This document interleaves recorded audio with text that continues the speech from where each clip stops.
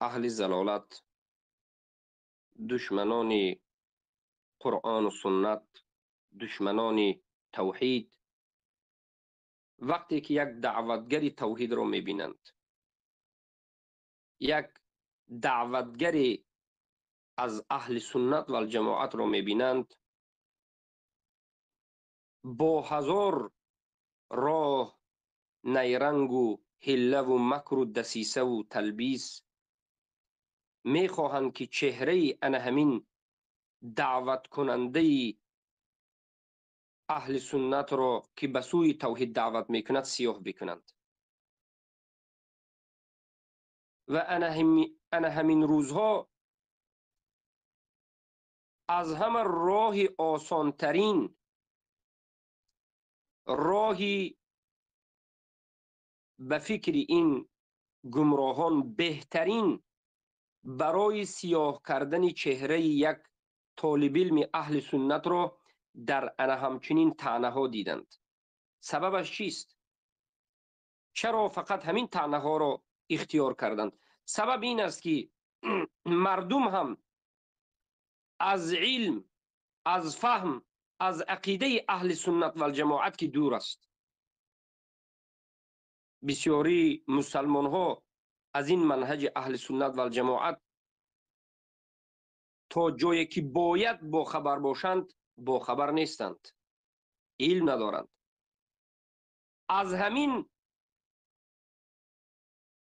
بیخبر بودن مردم اینها سوی استفاده میبرند و یک طالب علم اهل سنت را به طعنه میکنند و تهمت های را به سرش میآورند که وجود ندارد. این چیزها اصلا در طالب علم وجود ندارد و همین به همین راه گویا در نزد مردم چهره طالب علم را سیاه میکنند. اولا به این سیاه کنندگان چهره طالب علمان اهل سنت، به این سیاه کنندگان علمای اهل سنت و الجماعت، به این طعنه زنندگان و بهتانگویان میگوییم که با این تهمت و بهتان هرگز عزت داده الله را گرفته نمیتوانید. عزت در دست الله است، عزت دهنده الله است، رب العالمین، رب السماوات والارضین. اعوذ بالله من الشیطان الرجیم. قال الله سبحانه وتعالى ولله العزة ولرسوله وللمؤمنين ولكن المنافقين لا يعلمون. همه عزت از آن الله است، از آن رسول الله است، از آن مؤمنین است، ولیکن منافقا نمیدانند. منافقا فکر میکنند که با همین تهمت و بهتانهای دروغ عزت یک عالم اسلام را، طالب علم اهل سنت را، یک موحد را نابود میکنند. ندانستند که عزت از جانب الله است. ولی آیا این درست است که من ابو محمد مدنی هر کسی که مخالفم هست، خواه در فروعات و جزئیات، او را تکفیر کرده باشم؟ نه والله، نه والله. تهمت است، بهتان است. اولا من پناه میبرم به الله از این نمودی معامله و از این نمودی منهج که در فروع هم کسی را تکفیر کرده باشه. به الله پناه میبرم. ثانیا همه برادران و خواهرانی که 10 سال است زیادتر و کمتر از ما تعلیم میگیرند و در پهلوی ما سال هاست هستند، اینها شاهد هستند که ما کسی را در مسائل فروعات، جزئیات یا در مسائلی که اگرچه کسی به ما مخالف شود تکفیر کردنش درست نیست، تکفیر هرگز نکردیم. و همه این برادران و خواهران شاهد هستند، الله شاهد است که در باب تکفیر ما پایبند منهج اهل سنت هستیم. به تمام دقایق و نازکی ها و جزئیاتش پایبندی قرآن و سنت و منهج اهل سنت و الجماعت هستیم. اون جایی را که در اونجا کفر اکبر و شرک اکبر ظاهر شد تکفیر کردیم. هر کسی را به کفر اکبر و شرک اکبر ظاهر دیدیم تکفیر کردیم. هر کسی که مخالفت در اصول دین به ما کرد تکفیر کردیم. هر کسی که مخالفت در اصول دین به قرآن و سنت و مذهبی سلف کرد که ما منهجمون انمین است، تکفیر کردیم. که انا همین بود منهج سلف، انا همین بود منهج صحابه شاگردان رسول الله، و انا همین بود قرآن و سنت، و انا همین هست و تا روز قیامت باقی میماند. و رضاییت الله هم در همین منهج است. اما در مسائل دقایق، جزئیات، خفی، احکام، مخالفان زیاد هستند. هرگز کسی را در این باب تکفیر نکردیم. جایی که کسی در باب مخالفت کرده باشد که سلف صالح این مخالفت را بدعت گفته باشد، بدعت گفتیم.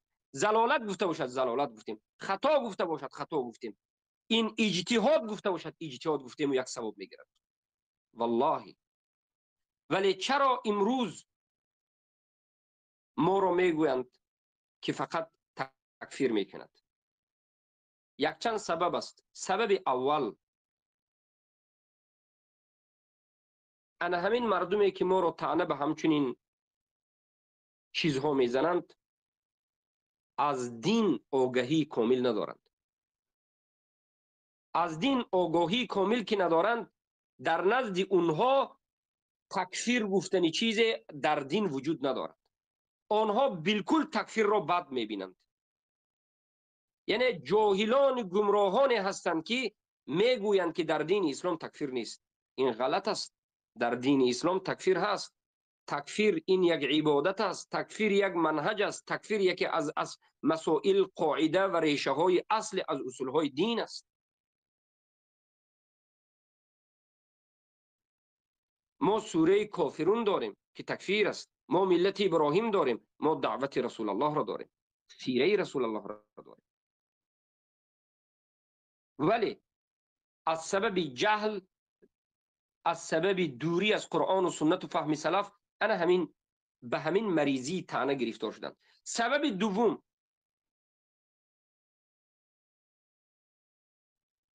در این منطقه ملت فارس خیلی هم عقیده جهم ابن صفان، عقیده جهمی ها منتشر شده است. اینقدر زیاد منتشر شده است که حتی شیطان لعین الرجیم را کافرگویی هستند کسانی که به تو ضدیت میکنند. یهود و نصارا را کافرگویی هستند کسانی که به تو ضدیت میکنند. به شخصا خودی من ضدیت کردم در باب یهود و نصارا، در باب نصارا.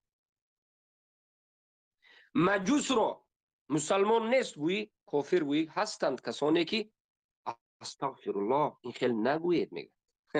سبب چیست؟ سبب این که اینها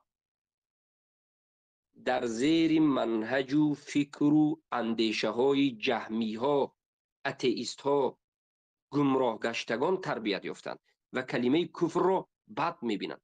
شیطان را دشنام ده، لعنتی گو، لعنت کن، لیکن کفر نگو میگه. این سبب دوم، یعنی عقیده جهمی منتشر شده است. سبب سوم،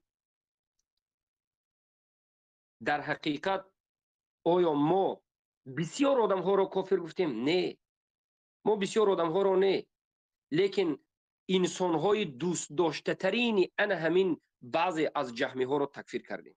بمانند کی؟ بمانند انا همون بعضی از شاعرهایی که کپکه را، کپکه لیلین را از الله و رسول بالا می داند. بعضی از همین شاعرهایی که الله و مخلوق را، تمام زمین و آسمان و الله و انس و حیوان را یک چیز میگه. حیوان هم انسان هم همه الله هست میگه. اعوذ بالله، وحدت الوجود. رافضه ها را، قبوری ها را، اتئیست ها را، اینها را تکفیر کردیم که در درون اینها دوست داشته اینها وجود دارد. و همون کسانی را تکفیر کردیم که در بالا بودن الله را انکار میکنند. الله را وجود ندارد میگن. الله فقط یک، سبحان الله، ذاتی که در درون ذهن است، خارج از ذهن الله وجود ندارد میگن. اینها را تکفیر کردیم. اون کسانی که حلال کرده های الله را حرام میکنند، حرام کرده اش را حلال میگن. قرآن الله را گفتند که در عصر 21 قرآن به قرآن عمل کرده نمی شود، به این قانون های نوی مدرن زمانوی عمل میکنیم. و دشمنی آشکار رو به قرآن و سنت کردن، حکم به حکم غیر الله کردن، قانون ها رو صادر کردن، اراده حکم غیر الله کردن، انا اینها رو تکفیر کردیم. بیاید کسی بگوید که این تکفیر ما از غیر قرآن و سنت گرفته شده است، بیاید به هر یک این جایی که ما تکفیر کردیم از آیت قرآن آشکار و واضحه که آشکار است آیت میرسونیم، حدیث میرسونیم، اجماع سلف میرسونیم. اگر والله یک تکفیر کرده باشیم که در اساسی حجت نباشد، این جاهایی که تکفیر کردیم این خودی الله گفته است که تکفیر بکنید و خودی الله پیش از ما تکفیر کرده و امر کرده که تکفیر بکنید و ما تکفیر نکردیم بجز کافر و مشرک. هر یک کسی که مسلمان است، نماز میخواند، کفر شرک را نکرد، در نزد ما مسلمان است، ما او را تکفیر نکرد. پس این یک تهمت بافته است، ساخته است. ما به این تهمت های تهمتگران صبر میکنیم. باور کنید تهمت ها خیلی سنگین و زیاد است. در حق ما تهمت ها خیلی زیاد است، خیلی تهمت ها زیاد است، لیکن بدانید که منهج ما چی است. فسنصبر و عند الله تجتمع الخصوم. صبر میکنیم، در نزد الله رب العالمین مالک یوم الدین البته که این خصومت ها جمع می شود. در انا همونجا ما روبرو می شویم به تهمت کنندگان و در انا همونجا حق بودن ما رو می شنوید و ویلا می گوید، ولیکن دیگر حجتتون برآورده نمی شود. و ما می گوییم سبحانك هذا بهتان عظیم. الله تو پاک هستی، این چیزهایی که مردم به سر ما میگویند این بهتان عظیم است. خود الله سبحانه و تعالی به این شاهد است و تمام مؤمنین و مسلمین و موحدین که ما رو میشناسند به این شاهد است.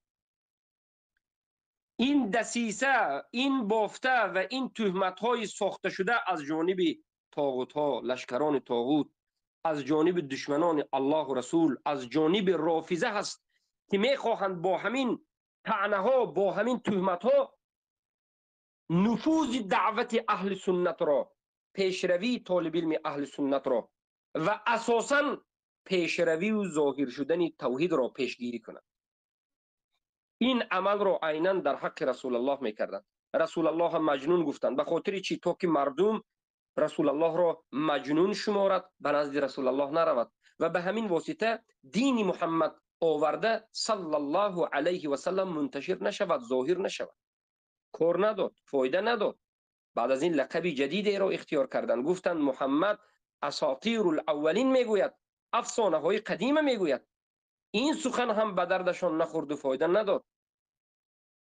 ساحر گفتند، کذاب گفتند، فایده نکرد. حق ظاهر شد. برای چی؟ برای اینکه صاحب این حق الله است. این حق لا اله الا الله محمد رسول الله است. این حق قرآن است، سنت است، منهج سلف صالح این امت است و صاحب این حق الله است و خود الله وعده داده است که حق ظاهر میکنه. برغم این که شما نمیخواهید، با وجود این که شما نمیخواهید، شب و روز حرکت میکنید که ظاهر نشود، طعنه ها به اهل توحید میزنید، کوشش میکنید که چهره موحدین سیاه بکنید، لیکن با وجود همه این الله سبحانه و تعالی حق را ظاهر میکنه. و این سخنهای شما، این طعنه های شما، این دشنام های شما، این دروغ های شما که در حق ما میگویید بجز اجر و ثواب و بالا بردن درجه ما دیگر چیزی نه. این به فایده ما طالب علمان اهل سنت است، نه به ضرر. انا همین است سخنی ما. بارک الله فیکم.